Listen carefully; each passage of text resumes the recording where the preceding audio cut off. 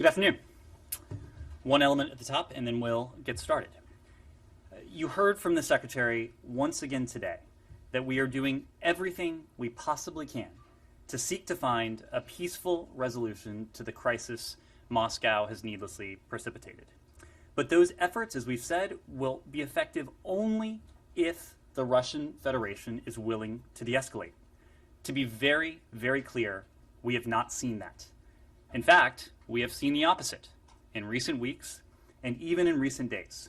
More Russian forces, not fewer, are at the border, and they are moving, concerningly, into fighting positions. This is cause for profound concern.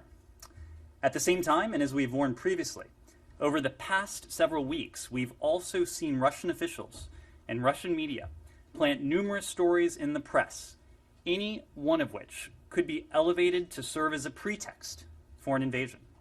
This could happen, we are concerned, at any time, and the world should be ready for it. It could involve claims about Ukrainian military activity in the Donbass, false claims of U.S. or NATO activities on land, at sea, or air, even claims of Ukrainian or NATO incursions into Russian territory. We are particularly concerned about President Putin and other Russian officials, their ongoing mentions of quote-unquote genocide in the Donbass. There is no basis of truth to any of these allegations. This, however, has not stopped the Russians from advancing these false claims to include reports of unmarked mass graves of civilians allegedly killed by Ukrainian armed forces, and statements that the United States or Ukraine are developing biological or chemical weapons, the latter for use in the Russian-controlled territories, or that the West is funneling so-called guerrillas and terrorists in to kill locals.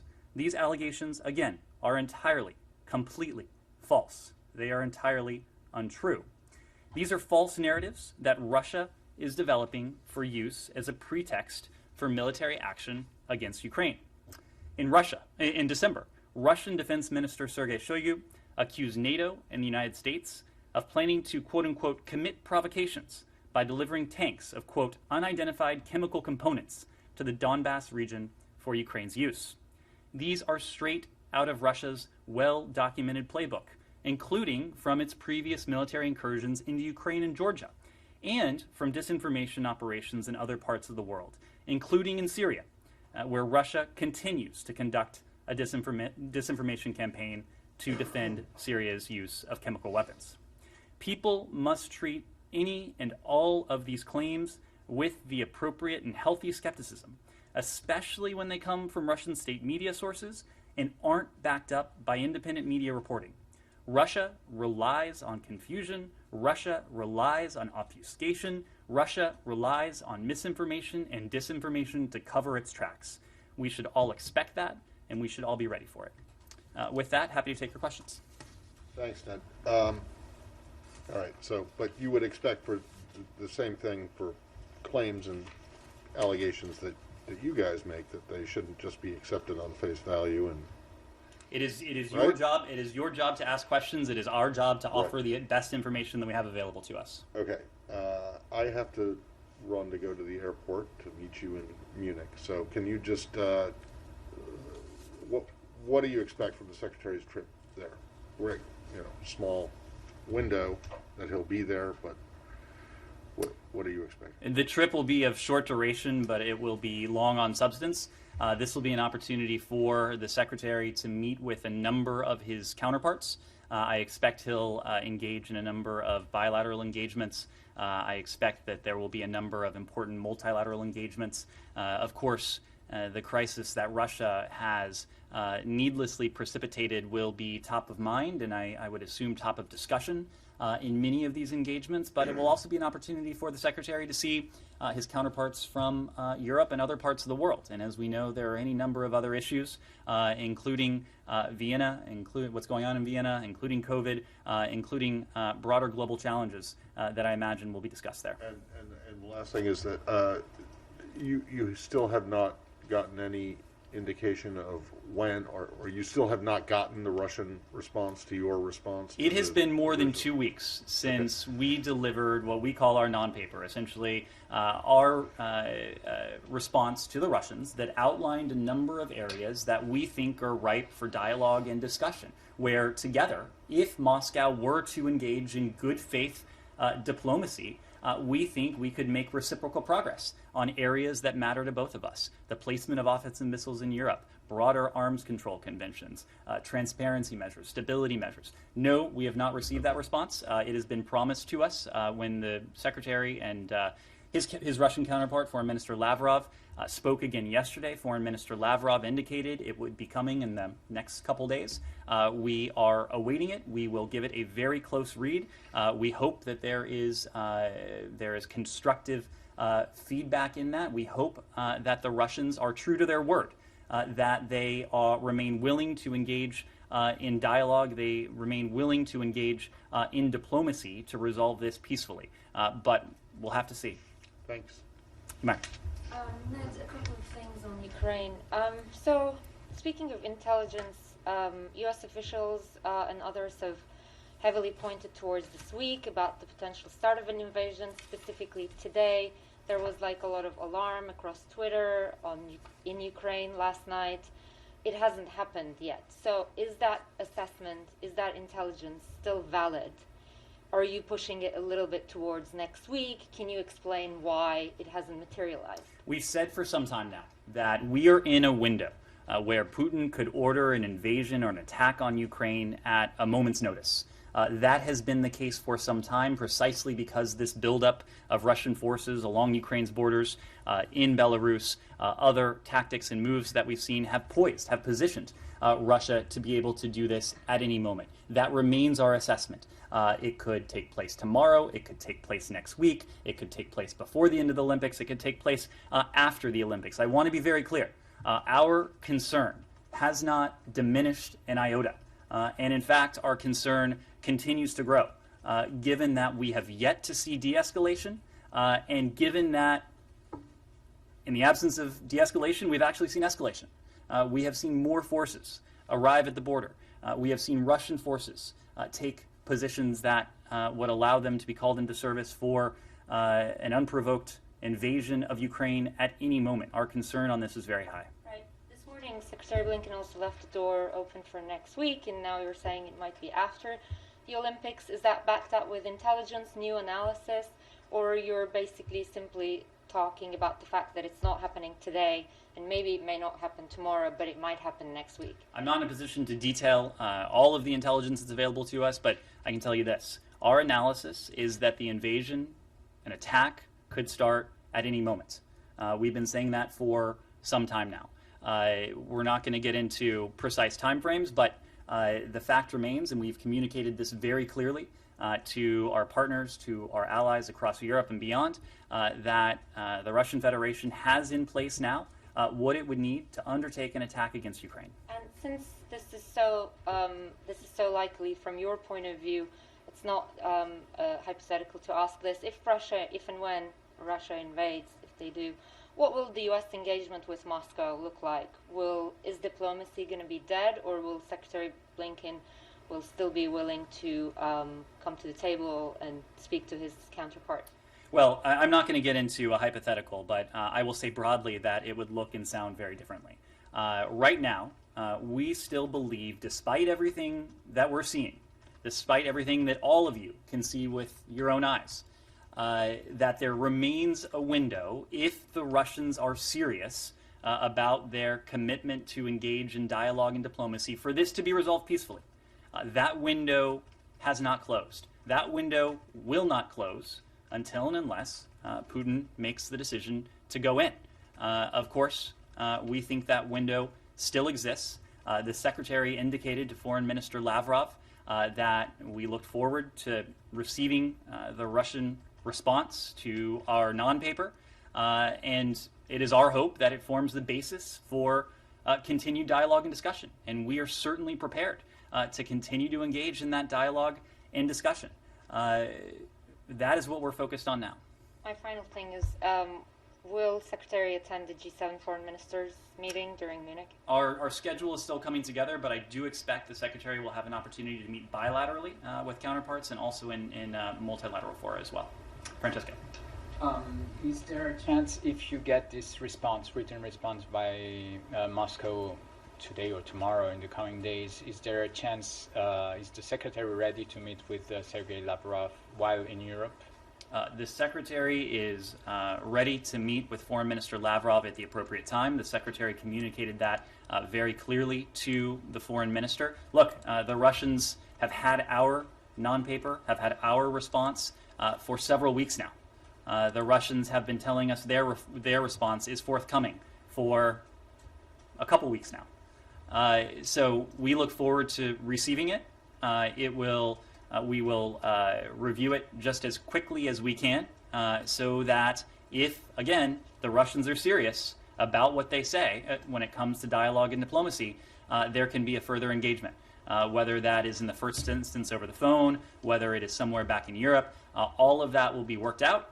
But we are certainly willing and ready to have those discussions with the Russian Federation and to continue down the path of diplomacy. But diplomacy takes two, and in fact, in this case, it takes far more than two, because even if the next meeting is in a bilateral forum, we will coordinate closely with our allies, with our partners, to make sure that they have full visibility into what we are doing, that we, in turn, have full visibility into what they're doing, and all of our diplomatic efforts are mutually reinforcing. When you say that you don't see any sign, any withdrawal from the border, is it that you don't see it, or is it that you think it's not happening at all? We have no reason to believe it's happening, and in fact, we have reason to believe that forces have been added to the border. And can you elaborate a little bit when you say that these forces are going into a combat position? What does that mean, and what does that mean that they're ready to attack anytime? What kind of forces? Can you elaborate? So I can't get into an order of battle, nor would it be appropriate for me to do so from here, but what gives us great concern is a couple things. One, these claims that we're hearing of withdrawals, we certainly have not been able to verify them, and in fact, we have seen the opposite taking place. We are similarly concerned by the fact that the Russians, in the midst of all this is over the course of weeks and even recent days, have put additional forces on the border. The types of forces they would need to undertake an aggressive action, an attack, an invasion, an incursion against Ukraine at any moment. And that has been our concern. It is not that there would need to be any sort of significant lag time between an order from President Putin and Russia moving forward. It's a very dangerous moment. But it is still your assessment that President Putin has not made yet a decision about an invasion? We still believe there is the possibility for a diplomatic resolution to this. As long as we think that window remains viable, we will be open and, in fact, eager to take part in diplomacy with the Russian Federation if they are willing to do so in good faith and to reciprocate on that same basis. Kylie. Does the United States believe there are enough Russian troops situated along the Ukrainian borders right now to fuel a full-scale invasion? So again, I can't get into the various contingencies. What I can say, and what the president said yesterday, is that there are now more than 150,000 troops arrayed along Ukraine's borders. That's inside Russian territory, close to the Ukrainian border, but also inside Belarus. That is, by any means, by any estimate, a massive number of forces. We also know that the Russians have capabilities when it comes to electronic warfare, when it comes to aerial capabilities, any number of tactics they could employ, whether on their own or together as part of a broader onslaught. So we have considered all of these possibilities. What we know is that this could take place now at any moment, given what we have seen a mass along Ukraine's borders in recent days and recent weeks. So do you have an assessment of the number of troops that would be needed for a full-scale invasion? You just don't want to publicly share that? Or where, I'm just trying to understand why you say that aggression could be carried out, but you won't say what form of that what form or what scale that aggression could be. Well, because that decision doesn't rest with us, of course. If that decision rested with us, we would find a diplomatic resolution to this. We would find a way not only to de-escalate the current crisis that Moscow has precipitated, but also to make progress on the proposals we have put forward, at least the areas of discussion that we have put forward that we believe are ripe for dialogue and diplomacy that would redound to our benefit, to address the security concerns of the transatlantic community and also the stated security concerns of the Russian Federation. When it comes to how the Russians would use the forces along the border that they claim are there for innocuous exercises, you'd have to ask them. Okay, and then just on resistance, if there is an aggression, an invasion into Ukraine, does the State Department have a widespread plan in place for how you would support a Ukrainian resistance, even if that resistance isn't led by a centralized Ukrainian government, because obviously they may be toppled?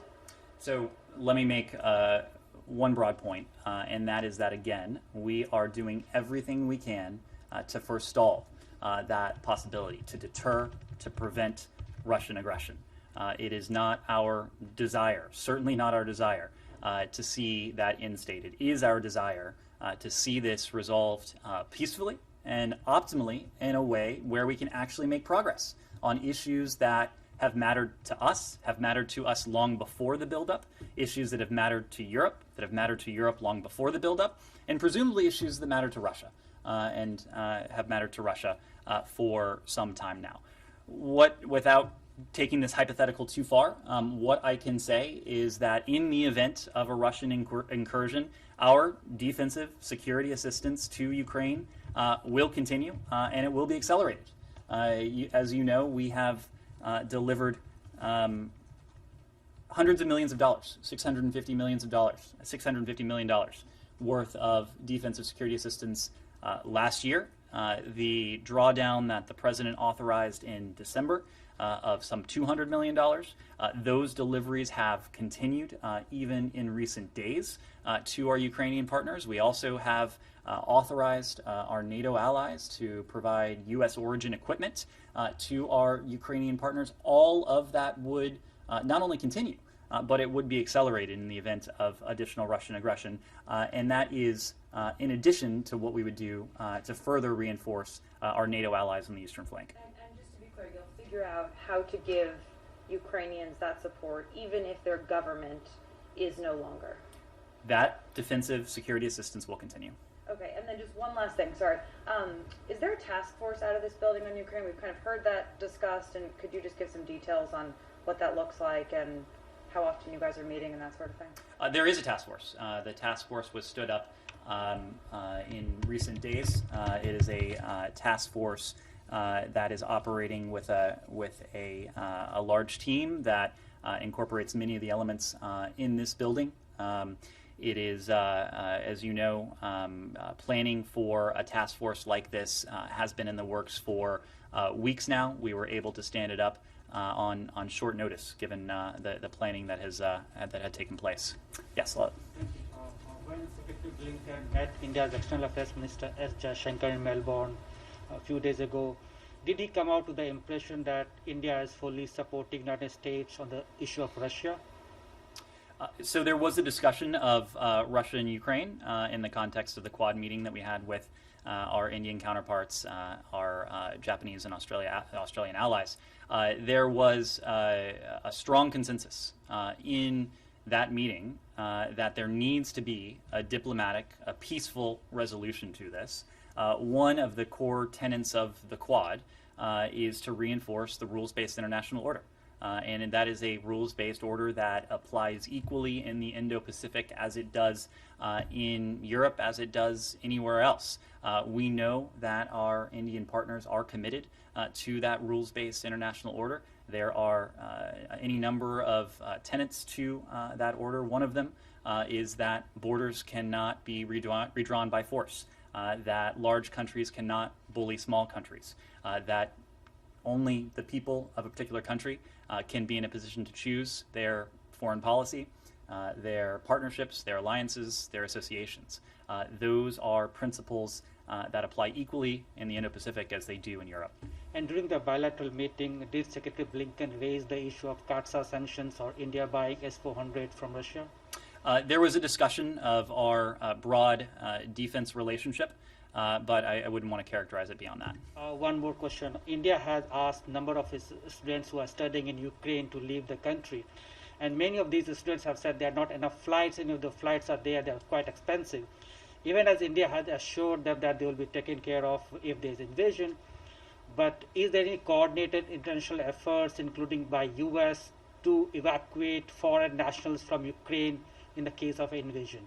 Well, we're certainly sharing information that we have, both about the threat and the posture that we are taking vis-a-vis our own citizens with our allies and partners around the world. But as you know, Lala, we have a special responsibility to American citizens. And our message to American citizens for some time now has been that you should leave, and you should leave now using commercial or private options that are still available. Recently, we have provided American citizens, at least reiterated guidance to American citizens how they can travel overland. And we have given them specific crossing instructions for specific border crossings. We have worked with our Polish allies to facilitate border crossings of American citizens. We know that any number of countries are doing the same for their own citizens. We think this is a prudent step as we continue to do everything we possibly can to seek to find a diplomatic resolution to this crisis. Thank you. Yes, Missy. Just a couple of questions on Ukraine, Ned. Did I miss you saying who was heading the Ukraine task force, and can you tell us? We'll see if we can get you any more information on that. Okay. And I know that you said Secretary Blinken will plan to meet with Foreign Minister Lavrov at the appropriate moment, but in the meantime... Is willing to. Is willing to, okay. In the meantime, since you guys are now tracking moment by moment what they are or not doing around Ukraine, is the State Department communicating this skepticism about what is not occurring to the Russian government in any private way other than through what you're saying up here at the podium? As you know, the Secretary has had now several opportunities to speak to Foreign Minister Lavrov in recent days and in recent weeks. The President has now had several opportunities to speak to President Putin. Our embassy in Moscow is in touch with their counterparts on the ground. We have relayed in no uncertain terms that what we need to see in order for this diplomacy to be effective is de-escalation.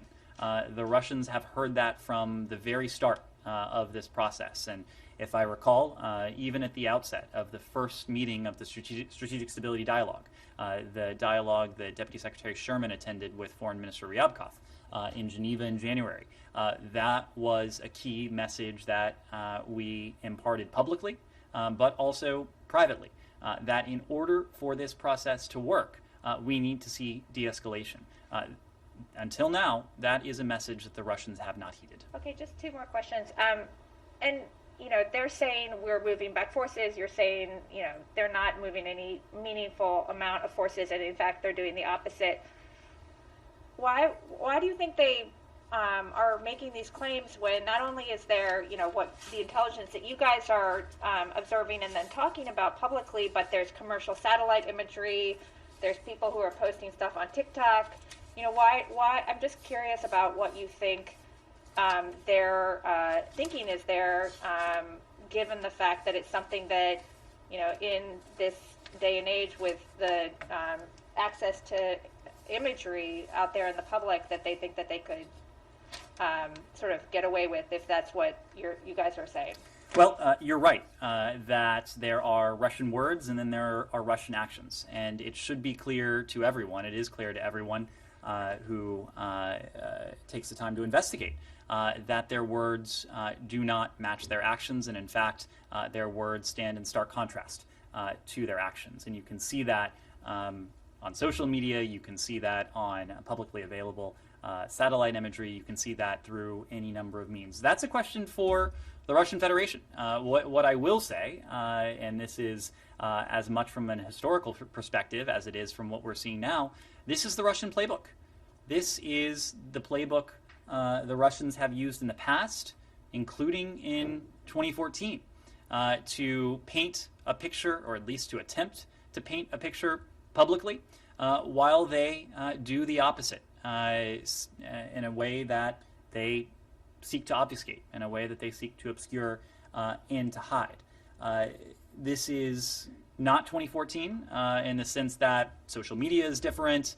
There are resources available to the public that were not available back then, but it's also not 2014 in the sense that we are standing up here almost every day and offering the context of what we know in an effort to be as transparent as we can with the American people and the international public, to do two things. In the first instance, and in the best case scenario, to attempt to prevent, to deter the Russians from moving forward with what they are planning, what they have planned, or what they had planned all along.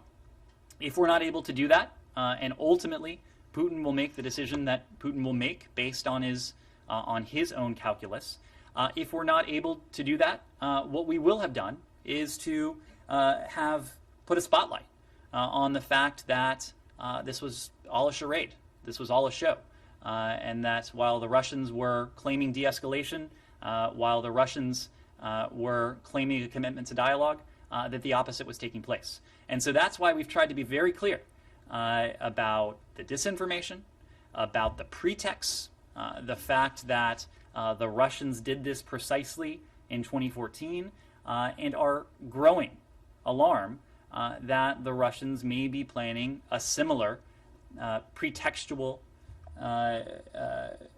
attempt in the coming hours, the coming days, knowing that it is very much part and parcel of their playbook. Okay, and just last thing, you said that the troop number was now more than 150,000. Do you have a more specific number you can provide? I'm not able to provide a more specific number, but that number has grown in recent weeks and in recent days. And as you heard the president say yesterday, it currently stands at around 150,000. Yes? I know you say that Putin could obviously order an attack at any moment, but I just wonder, vis-a-vis the specific date that was put out for today and an attack didn't materialise, does that mean that that specific piece of intelligence was wrong?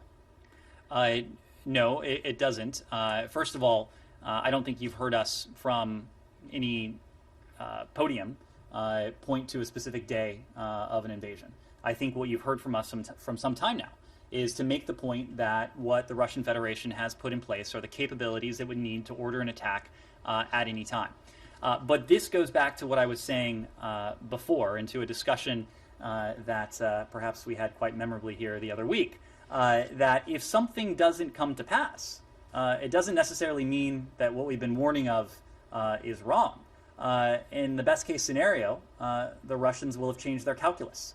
I can't say what has happened in this case. What I can say is that the Russians, over several weeks and in recent days, have put in place the assets, the troops, the material that they would need to undertake an attack against Ukraine at any moment. We've been in that window for some time now. We will be in that window for some time until and unless we see de-escalation. And secondly, quickly, I noticed that the Russian Defense Ministry has issued videos showing trainloads of armoured vehicles heading, at least purporting to be heading across the bridge away from Crimea. What do you need to see to be convinced that there is some form of withdrawal? I mean, presumably you think that that video is not true, or what is it that you would need to see? Would it need to be backed up by satellite imagery, or...?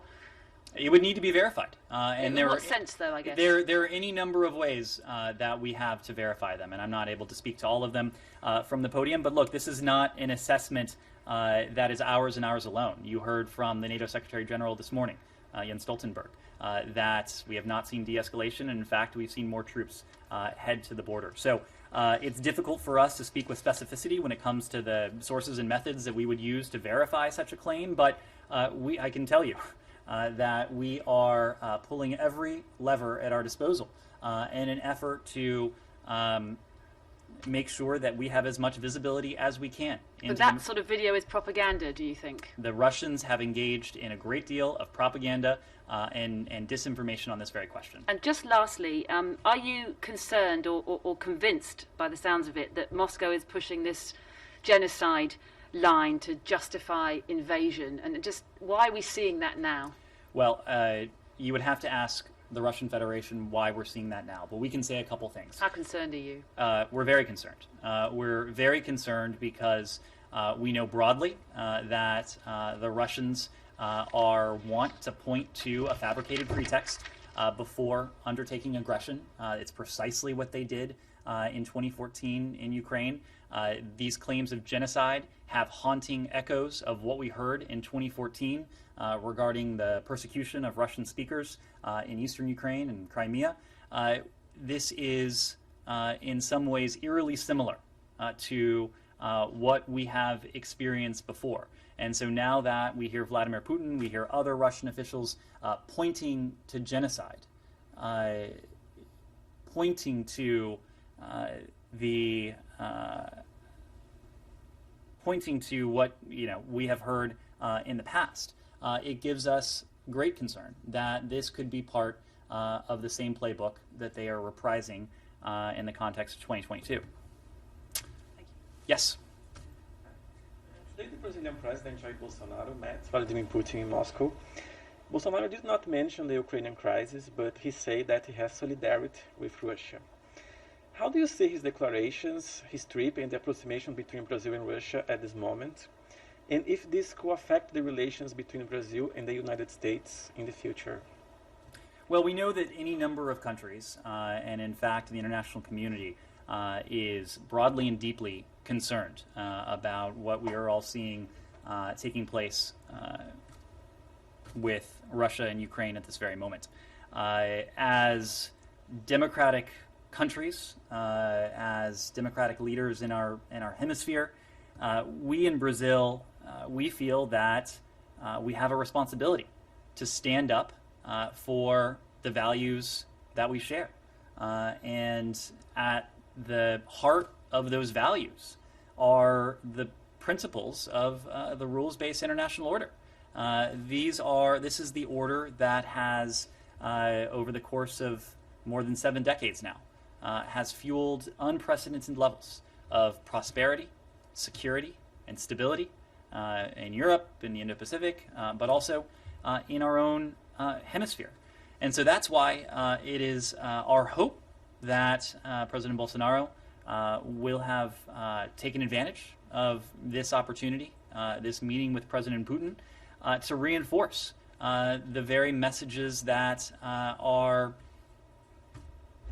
enshrined in the values we share, and that are part and parcel of the rules-based international order. Again, that applies to the Western Hemisphere as it does to the Indo-Pacific and Europe. Yes, yes. Go ahead. And if he did not stand for this value, it can have some consequence for the relations between the U.S. and Brazil in the future. I would leave it to our Brazilian counterparts to share the content and context of that discussion. Yes. Thank you. Can I switch subjects? Sure. Anything else on Russia, Ukraine? Go ahead. Yeah, on Honduras, yesterday former President Juan Orlando Hernández was arrested following a request by the U.S. How are you confident, or how confident are you on his extradition moving forward? And why did the State Department not disclose that he was in its list of corrupt officials in Central America until he was out of office? I'll correct one element of that. We did disclose the corrupt officials list, but let me get to that. As a long-standing matter of State Department policy, as you know, we don't comment on matters of extradition. Those are within the purview of the Department of Justice, and I need to refer you to the Department of Justice to speak to the process behind any particular extradition. But Secretary Blinken did state last week, when we publicized the fact that former President Hernandez was included in the corrupt and undemocratic actors list, that no one is above the law. That includes heads of state, former heads of state.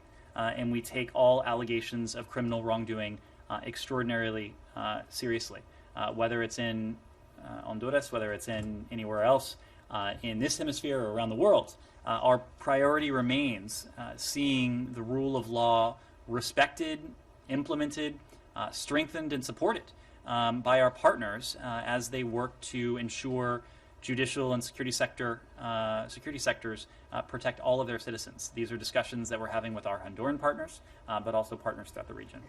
Are you satisfied with his arrest? Again, as a matter of when it comes to the extradition, I need to refer you to the Department of Justice. Yes, Tracy.